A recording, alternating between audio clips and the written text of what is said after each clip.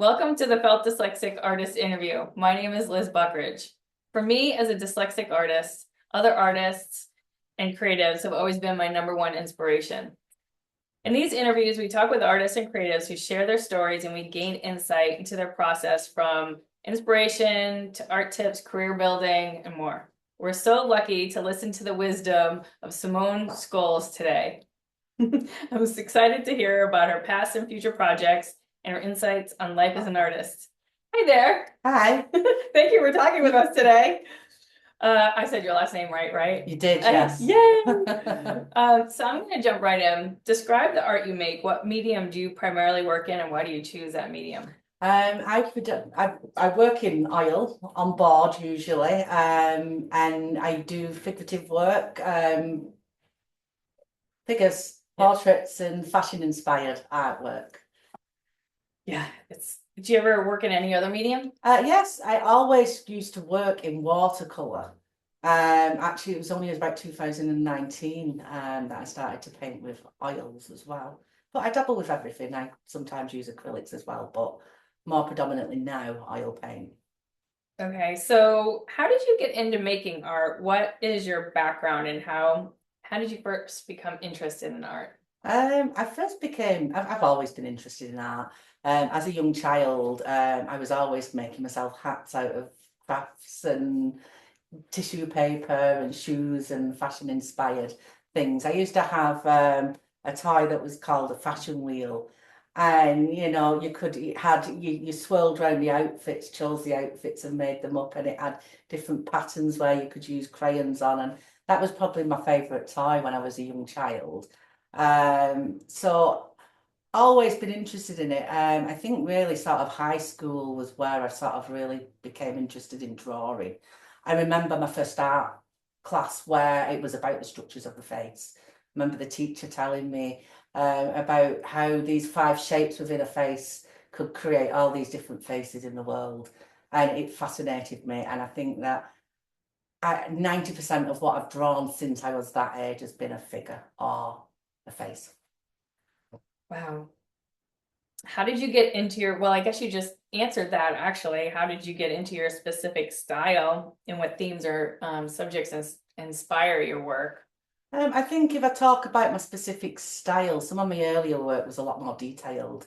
But all the artists that I like are very loose, abstracty, more impressionist work. And that's what I'm drawn to. So I've strived for quite a few years to try and make my paintings looser. I have a mind for detail. I get drawn into the details. So I found a process for me where I pixelate, so I fuzz out the images a little bit so that I can just sort of really break the dark and the light contrast and the colours. So I'm never focusing on anything when I paint it. It's never an eye that I'm painting, it's a shape of colour. And that's how I work. So my work's quite detailed underneath. I do a pencil drawing underneath, and I get looser when I paint. That's really sort of when I start to do the painting. I feel like I've got the detail that I sort of strive underneath the paintings, then I can be happier when I paint. I love that. Um, so do you consider yourself neurodivergent or neurotypical?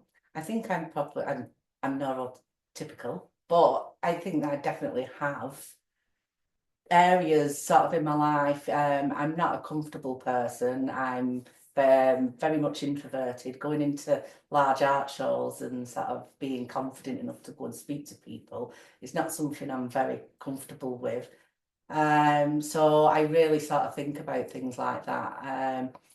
Planning from anything that I can plan before I do a show, before I'm at an event, takes anxiety away from me. Just in knowing the paintings that I'm taking, knowing what I'd say about them if somebody asked. But the artist community is just such a cool collection of people, and it takes away that uncomfortability because everyone's there to it doesn't matter what your opinion is. Art's art. It means different things to different people, and it's really sort of being involved in these communities has really helped with that. Yeah, I hear you. Have you faced any challenges or setbacks in your art career and how did you overcome them? Um, I think that I think the biggest sort of setback really is putting myself out there and having that confidence. So really sort of reflects a little bit back to the last question on sort of that area of uncomfortability that I have to embrace to be successful with my art. Yeah. Where did you grow up? I grew up in England. I grew up around Greater Manchester. I moved about a lot as a child, but we were always around Greater Manchester. And then I think I was 35 when I used to move to the US. So yeah, most of my childhood was spent in a small town called Bolton in Northern England. I love that. Did you do art when you were a little kid? You talked a little bit about the fashion wheel, but what Oh, else did you yes. do? I did a bit of everything, sort of really as a teenager. That's really when I started drawing faces and people, and so I draw a lot of musicians, movie stars, and family really. So sort of predominantly in sort of my teenage years, that's sort of what I was doing. But also, I used to make my own clothes as well. Um, when I was a teenager when I didn't have as much money, I used to go around the designer stores and sort of eye up all the things I liked and then see what I could make on my budget. Wow. Do you have a favorite colorway or a palette for your art? And is the colors in your art the same as the colors in your house? Hmm.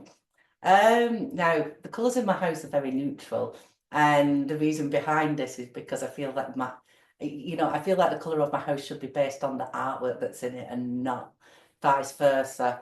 Um, I have specific colours that I use that I love for skin tones. I have four base colours that I can sort of really utilise to sort of maintain any skin tone that I paint. Um, but from a background perspective, I use a lot of pale blue in the backgrounds. I also use a lot of black and grey. Um, and to me, that sort of represents sort of the blue sky and then the grey is the darkness. There can't be light without dark. And I did notice actually at the Newport show the other week with all my work up and thinking about it that the dark backgrounds I tend to do in the winter. And so I wonder whether there's a little bit of a seasonal connect as well with what's coming through with the art. But yeah, for sure. Um, I do have favourite colours, but it's more about the skin tones and the backgrounds. I love that. Describe the space where you make your art. It's basically the loft area in this house. It's very untidy. I am not a neat person. But also I feel like that it sort of transpires into how I am, how I paint. If everything's neat and methodical, then I'm going to get a neater, more methodical painting. If I want something to be a bit chaotic, then that comes round from my organised chaos, I like to call it. But I like to paint in the house as well because I also like to be surrounded by my family when I'm painting. I like input from them. Sometimes I'll move my easel downstairs into the front room so that I can be around everybody when I'm concentrating painting. I love that. How did your school system support your art growing up? Um, I mean, there was definitely teachers there that were very supportive and very encouraging. Teachers who then went on to become sort of independent artists as well and left the teaching career. Outside of that, it was encouraged, but in a very corporate way. It's like you could be a fashion designer, you could be a graphic designer. So there wasn't as much encouragement for just sort of being free and painting. Yeah. How do you see your work evolving or changing in the future? What do you have planned? Mm. I think that I'm always going to strive to be a little bit looser. I think about maybe sort of being looser in the background, having some of the under part of the page painting showing through, or maybe just sort of building it up so there is some rawness in the background and maybe only draw into certain areas of detail within the figures. That's something that I feel like I'm probably always going to sort of try and evolve to. Are you gonna keep things the same size? Maybe I try different things. I've just started a sketchbook at the moment, so I've been working a little bit with acrylics and watercolor again, where I'm thinking about sort of different designs and maybe even doing some more fashion type illustration. I'm thinking about this piece here that I think that she could look really good as a David Downtown type illustration. Cool. Is making art an emotional process for you or a strategic process? A little bit of both. The strategic side is me planning out the painting, making sure that I've got a good composition, what details are in the background, what I want to sort of pull in. And but then, as soon as the painting starts, that's when it's the creative process that I've done the detail that I need. I can just be creative with the paint and continue to mix colours on the painting as well as on the palette. I love that. See where it takes me. Yeah. Can you walk us through your creative process from idea to finished piece? I can. I have a really good example of sort of really when I look at my creative process. I more often than not work off a picture.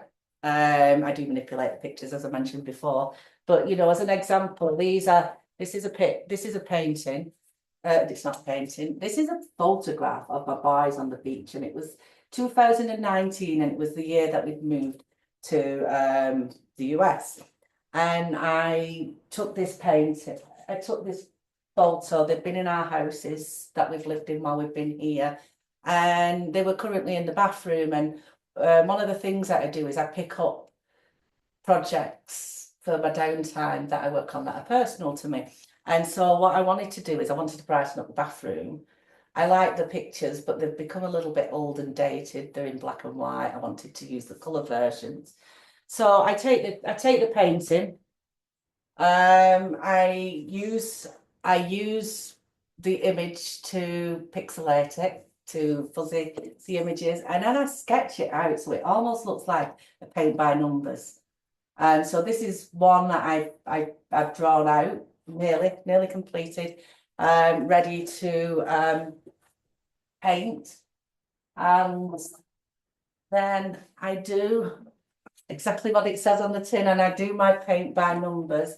And this is the first painting that I did. That is the second one that's going to come from the original. So I just work around the board. I would usually sort of start with the blues. I'll pick an area to work on for the sea and the sky. I'll mix the colour palette. I'll paint that in. So it's almost like you don't really see the painting until it's complete, because there's never a true underpainting there other than the sketching. So when it goes in sections. Oh, that is very cool. Now, one of the things that I do in my process, though, because sometimes I use other items, the metal leaves, tissue paper sometimes. If I'm using that, I have to think about it before I start the painting where it's got to be, because that has to go down first. I have to be able to seal it properly. I have to apply it, seal it before I do the painting. Wow. Oh boy, that is strategic. How do you combine the art you love to make and the art you sell? I just make the art I love to make. There isn't a right and wrong about it. If I try to overthink what people want, it doesn't necessarily mean I'm going to be right. So I just paint what I feel and what I enjoy and what I like, and hope that it connects with somebody else. Some of my work that I wouldn't consider to put up in shows or to show out there, that I considered not quite finished or something not right about them, then they're some of the things that people pick up and they want and they buy. So it's just, I can't say, even with my own work, I can't say what's going to sell and what's not going to sell. You just paint what you love. Mm-hmm.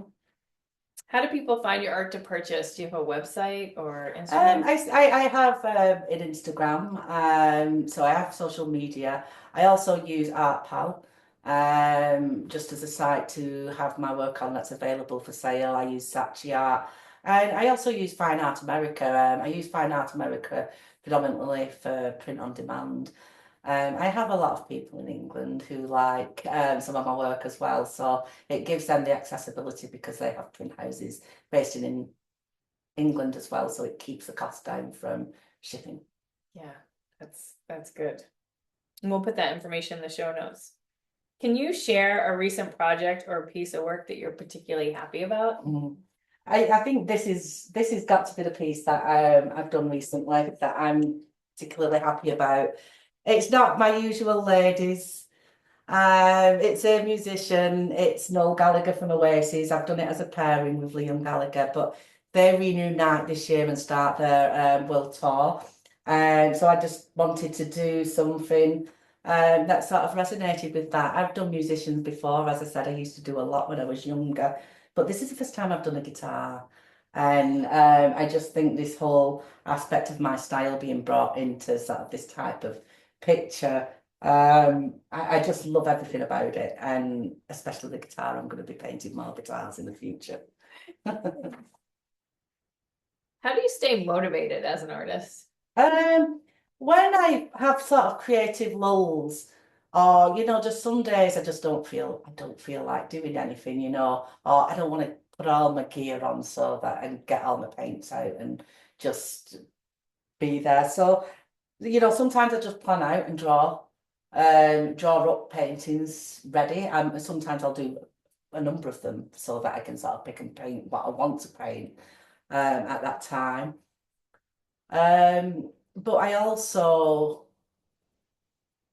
yeah, I also pick up projects like the personal project that I talked about with the boys on the beach as well. So if I'm not inspired, then I'm just looking off a photograph of a happy memory. And so that's an easier thing for me to sort of pick up. I think the key is really trying to sort of push myself. So even if I'm not getting down and doing that painting that I want to finish, that I'm doing some form of creativity to sort of to fill the gap. Yeah, I love that. That's good. Are there any other artists or creatives who have influenced or inspired your work? Oh, absolutely. I hope I get his name right. Phong Quoc Tri is a Vietnam artist. He's the reason why I started painting in oil paint. I was out in Vietnam in 2019, and I just fell in love with one of his paintings in a restaurant there, and it was a portrait painting. It had lots of drips, and it was that point where I thought, you know what? I've never tried oil. Maybe I should. And when I came home, I painted a very large portrait of an Indian, a woman in an Indian headdress, and didn't look back since. That's really sort of when I started seriously focusing and building. Wow. What advice would you give to an aspiring artist looking to pursue a career in the arts? I would say join any local networks, any art associations, any artist connections. That's what really sort of moves you on.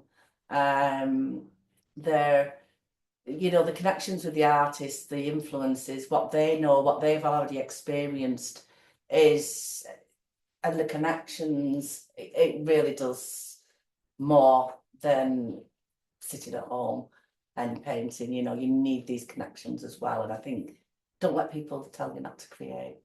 Create, do it. Yeah. What is your favorite book, movie, song, podcast? I couldn't say movie or book because it would change every week. It's so varied. But I definitely have a favourite. I have a favourite film.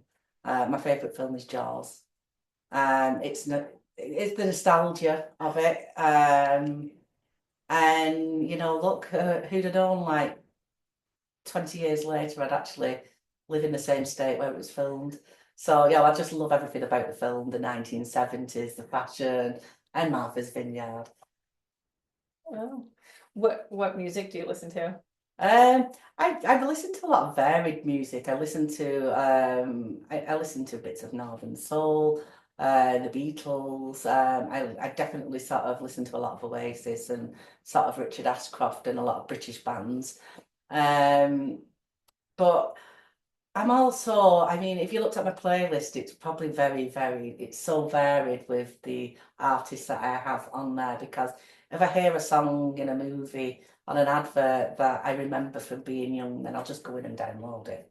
I'm very much it. If it makes me happy, if I like it, I listen to it. I don't have judgments around music. I love that. So there's not a book that you recommend over and over again? Oh no, I think that the one book, I would say that a book that really sort of got me sort of reading when I was in my late teens was The Watcher, or was it Watchers by Dean Koontz. So a very Stephen King style sort of author, and it's a great. It is a fearful story, but it's got dogs in it, and it was very captivating. I love that. Oh my God. What do you want to talk about that I didn't ask? I I think we covered more or less everything. I would throw in a couple more actual. I'll throw in a couple more artist inspirations. Michael Carson, he's a figurative painter. And actually the painting over on the far side was one that I did on a lesson of his. And I also think I mean there's so many more artists that have influenced me over the years, but the key ones is a South African artist as well called um I can't remember his name. Does these prominent portraits. He's done the Pope, he's done Hitler, but they're just so abstract, but you know exactly who the person is. Well, Ryan Hewitt. oh, Ryan Hewitt, he's an amazing South African artist. I would recommend that you look him up. wow. And another piece of advice as well, which I would add to up and coming artists, do online courses, learn techniques. There's so much that I've brought in, even if it's just some coloured paints or some tools that people use to apply things, get online, do some courses with other artists that sort of inspire you. It really can move your style and onwards. Can I circle back to Mhm. what themes or subjects inspire your work? Because I really feel like this is your themes that inspire your work seem like fashion. Oh, yes. Is it always like, is that Um, your go-to? so I guess probably a chunk of what I missed out when I sort of talked about my earlier life was I went to art college. I then went to fashion design technology, and I ended up in a career in fashion design technology, so in more the technical side of apparel. And so that's always been there. And when I majored in textile design, so, and then moved on to sort of this other career. So that the fashion aspect's always been there. But I also think with the fashion and probably why it's mainly women as well, because they wear the nice flamboyant dresses and clothes. But also just about the women that I paint, I like it to be a little bit fuzzy so that people viewing it can make a recollection because they're putting the finer details together, I'm trying to capture a moment where, it should be, I want them to be bold people, it's bold women, but there's a level of insecurity behind it that I want to show as well. And security too. Mm-hmm. Bold women. I always say that I'm not going to ask any follow-up questions, but I'm going to. Is there like a time in fashion that you love the most for these women? Um, my favourite time in fashion is got to be sort of somewhere between the 60s and 70s. But I like anything retro. I like the 1920s. But I would say predominantly, definitely the sort of 60s and 70s. Uh, it is something. It is. Most people love, they zero in on your hands and Mhm. legs but the fashion to me is, I don't know, super expressive and powerful. Thank Powerful you. stuff. Yeah. Well, thank you so much for letting us into your space today. And I felt inspired for sure. You're super inspirational. Oh, thank you, Liz. Yeah. Thank you too. And much love. And we'll see you next time. Yay.